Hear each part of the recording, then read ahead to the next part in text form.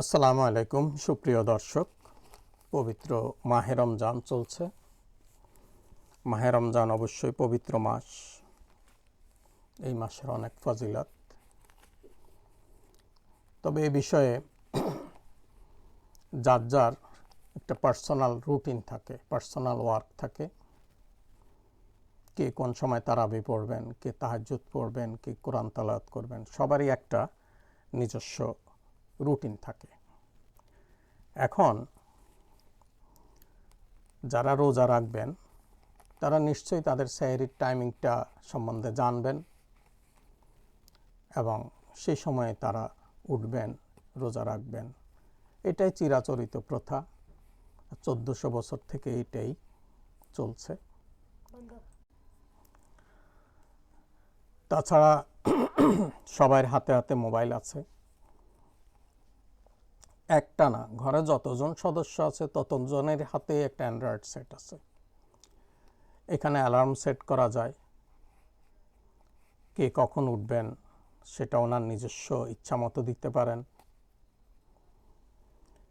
এমনকি এমন অ্যাপসও আছে, বাংলাদেশ থেকে একটা বটন টিপে আমি আমেরিকার সেহেরি কখন, আমেরিকার লক্ষ্য জাগিয়ে দিতে পারবেন। এই দুনিয়ায় এখন আর রাতে 3টায় উঠে মাইক দিয়ে চিৎকার চেঁচামেচি করে মানুষকে ডাকানোর কোনো প্রয়োজন নাই। এমনকি মহাশূন্যে, বাংলাদেশ বরাবর মহাশূন্য যদি কেউ থাকে, এখানে বসেই, নন্দনপুরে বসেই একটা বটন টিপ দিলে উনি সেহরির টাইমিং জানবেন, ইফতার টাইমিং জানবেন। এখন রোজার মাসে সবাই যে একই সময় একই কাজ করবেন তা তো না।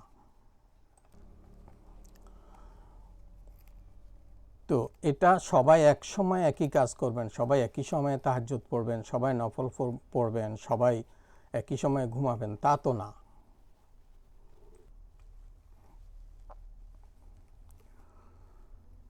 এরপরে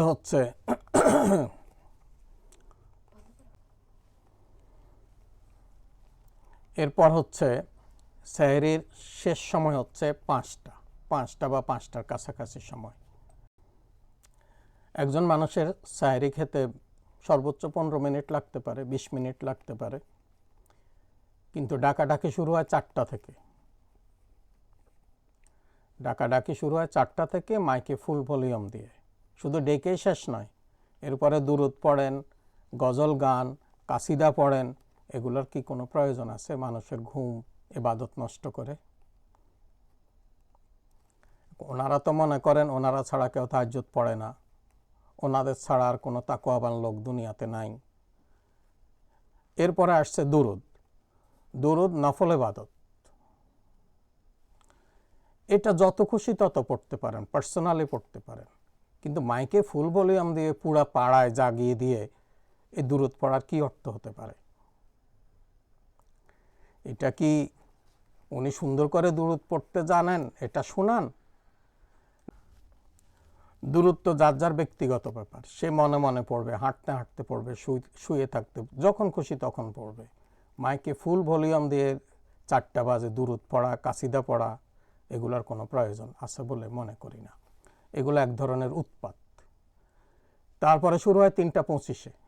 মাহে রমজান রিকশায় অটোতে করে শুরু হয়। তো 3টা 25-এ মাহে রমজান বলার কি অর্থ আছে? মানুষ সেহরি খাবে 5টায়, 4:30টায়। তো 50-60 বছর আগে যে মনে হয় এই দেশে, এই নন্দনপুরে মুসলমান নতুন করে মুসলমান হয়েছে, এরা কিছুই জানে না। এই মাইক, অটো এগুলা কবে আসলো? এর আগে কি মানুষ রোজা রাখেনি?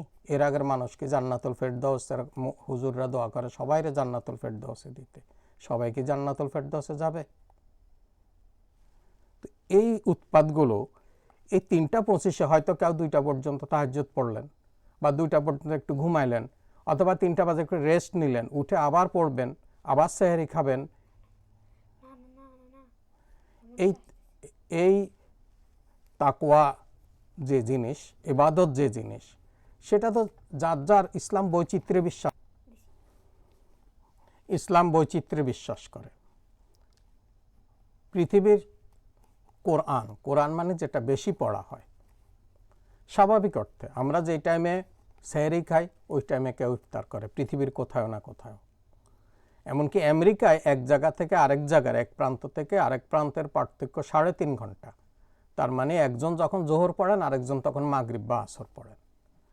আল্লাহ করে দিয়েছেন, ইসলাম বৈচিত্র্য বিশ্বাসী, কেউ ঘুমাবেন, কেউ পড়বেন, কেউ নফল পড়বেন, কিন্তু এটা একই টাইমে 3:25 থেকে 5টা পর্যন্ত 1.25 ঘন্টা আগে মানুষদের এইসব চেঁচামেচি করে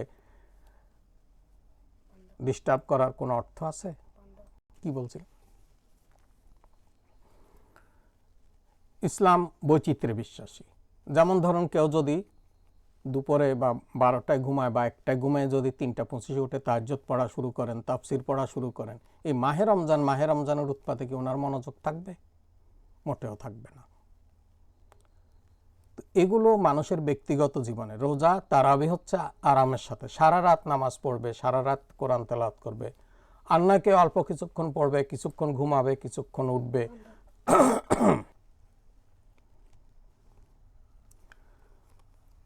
তো এই মাহে রমজান ধরুন সেই সময় কেউ তাহাজ্জুদ নামাজ শুরু করেছেন, এই মাহে রমজান উৎপাতে যদি তার নামাজে ডিস্টার্ব হয়, এই ব্যক্তিগত রুটিনে কারো তাহাজ্জুদ যদি নষ্ট হয়, কারো তাহাজ্জুদ নামাজে যদি মনোযোগ হারিয়ে ফেলেন, ওনার পড়াশোনায় ইবাদতে যদি ঘুমের ডিস্টার্ব হলে এই দায়ভাগ কে নেবেন? নিশ্চয়ই তার উপর বর্তাবে। আরেকটা নতুন রসম চালু হলো, ক্যাসেটে কোরআন তেলাওয়াত চালু করে দেয় সেহরির আগে দিয়ে। কোরআন তেলাওয়াতের আদব হলো হয় কোরআন শুনতে হবে, নয় সেখান থেকে উঠে যেতে হবে। কোরআন তেলাওয়াত শুরু করে দিয়ে সেহরি খাওয়া, অন্যান্য কাজ করা, এগুলো তো কুফরি।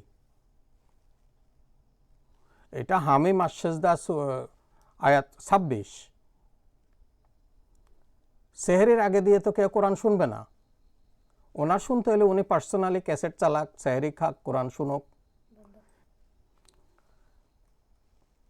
তো এই ক্যাসেট চালিয়ে হয় তিনি ক্যাসেটও শুনবেন, সেহরিও খাবেন।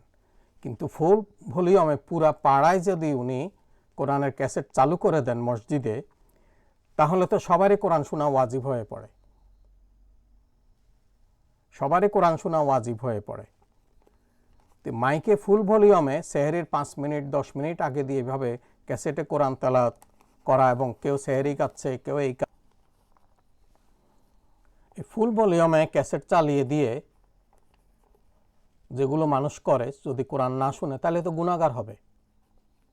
পুরা পাড়া ক্যাসেট, মসজিদের ক্যাসেটে কোরআন তেলাওয়াতের সেহরি খাওয়ার চলার সময় যিনি করেন তিনি শুনুক। আর এনাদের তো সেই রকম বিবেচনা আছে বলে মনে হয় না। আজকাল ঘরে ঘরে ডায়াবেটিসের রোগী, এমনও ঘর আছে ঘরে 5 জন সদস্য 5 জনের ডায়াবেটিস। তো ডায়াবেটিস রোগী আছে, হার্টের রোগী আছে, প্রেশারের রোগী আছে, তারা ওষুধ খেয়ে রেস্ট করবেন, ঘুমাবেন, সেহরির টাইমে উঠবেন, নিজ দায়িত্বে উঠে নামাজ পড়বেন, যার যতটুকু পারে। এই ধরনের ঘুমের ডিস্টার্ব করার কি অর্থ আছে? সেহরি খেতে সময় লাগে 5 মিনিট 10 মিনিট, আর 5 মিনিট আছে, আর 10 মিনিট আছে, আর 15 মিনিট আছে, এগুলো বলার কোনো প্রয়োজন আছে? এগুলোর জন্য আসলে সামাজিক আন্দোলন গড়ে তোলা প্রয়োজন। এগুলা সবাই মিলে সচেতন হলে এই অত্যাচার থেকে আমরা বাঁচব। আর এগুলা তো শহরে নাই, শহর অঞ্চলে নাই, তাহলে শহরের সবাই কি জাহান্নামী? তারা কি রোজা রাখে না? তাদের মধ্যে কোনো পরেশগার লোক নাই? তাদের মধ্যে কোনো হাজি নাই? তাকওয়াবান শুধু গ্রামে আর নন্দনপুরে, বিশেষ করে সব জান্নাতুল ফেরদাউস আর তাকওয়াবান নন্দনপুরে তৈরি হলো। একটা কথা বলে দিতে চাই, আসলে এগুলা নিয়ে সবাই যদি না বলে, সবাই যার যার মতো সে উঠবে, সেহরি খাবে, ইবাদত করবে, ঘুম যাবে, চিল্লায়া তুলে কাউরে দিয়ে নফল নামাজ পড়াইতে পারবেন না। তো শেষ একটা কথা বলি, এই কথাগুলো আমার এত এলোমেলো হচ্ছে যে কথাগুলো আলোচনার বিষয়ই না। এগুলা বিবেকবান মানুষ এগুলা কখনোই করবে না। এই 3টা বাজে সেহরি খাওয়া, এই উঠাই দেওয়া, গজল গাওয়া, এগুলোর কোনো প্রয়োজন আছে?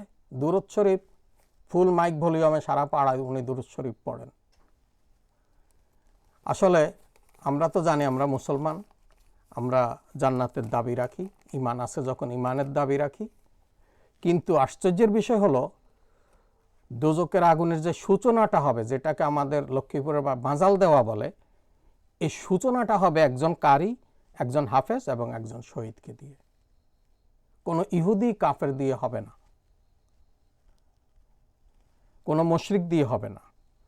আল্লাহ সবাইকে হেদায়েত দান করুন, আর আমাদের এসব অত্যাচার সহ্য করার ক্ষমতা দান করুন।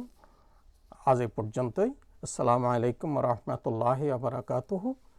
সামাজিকভাবে সবাই এটা সম্বন্ধে সচেতন হন।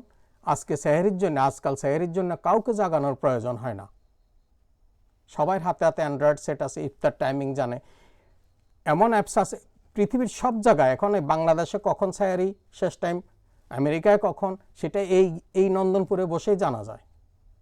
এগুলোর জন্য এত উৎপাতের কোনো প্রয়োজন হয় না। খুদা হাফেজ, আসসালামু আলাইকুম।